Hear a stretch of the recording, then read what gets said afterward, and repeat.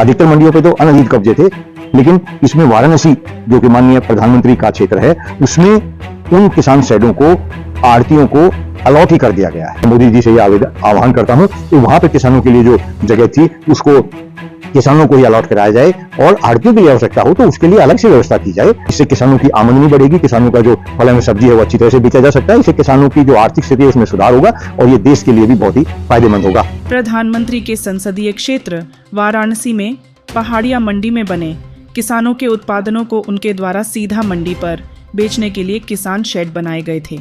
इन शेडों को अधिकृत रूप से आड़तियों को आवंटित कर दिया गया है। ऐसे में किसान चाहकर भी अपना माल मंडी में लाकर नहीं बेच सकता, ऐसा कहना है सामाजिक कार्यकर्ता डॉक्टर हरपाल सिंह जटराणा का, जो लंबे समय से मंडियों पर बने किसान शेडों में अनाधिकृत कब्जों को हटाने की मांग कर रहे हैं। आइए उनसे ही सुनते हैं।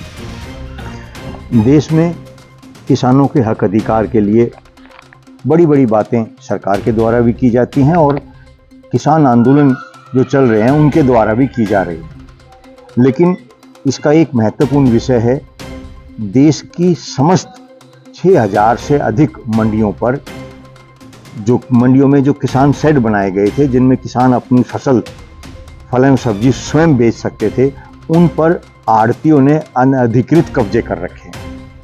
लेकिन इसमें वाराणसी जो कि माननीय प्रधानमंत्री का क्षेत्र है, उसमें उन किसान शेडों को आड़तियों को अलॉट ही कर दिया गया है।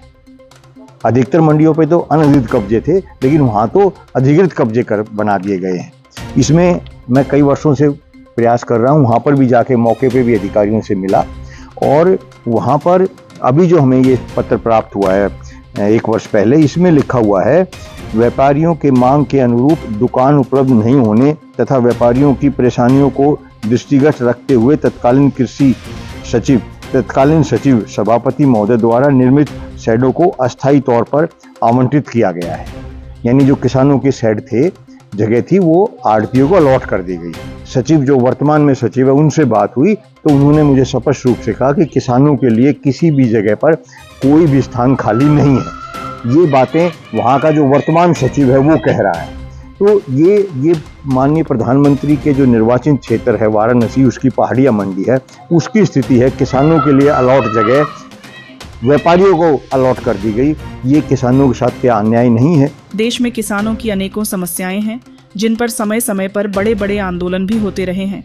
राणा इससे पहले जयपुर की ज्योतिबाई फुले मंडी से आड़तियों के अनाधिकृत कब्जे हटवाने में सफल रहे थे।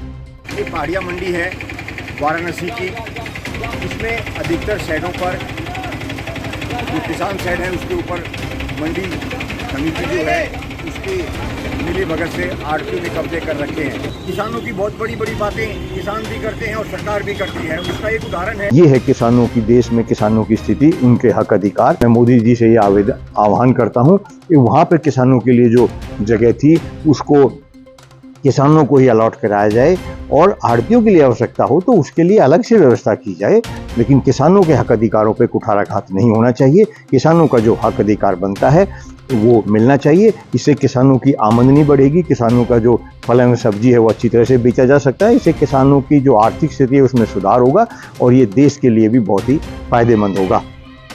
लेकिन कितने आश्चर्य की बात है कि अभी तक किसी किसान संगठन द्वारा यह मांग नहीं उठाई गई जो कि किसानों के फसल का उचित मूल्य दिलवाने में लाभदायक सिद्ध हो सकती है।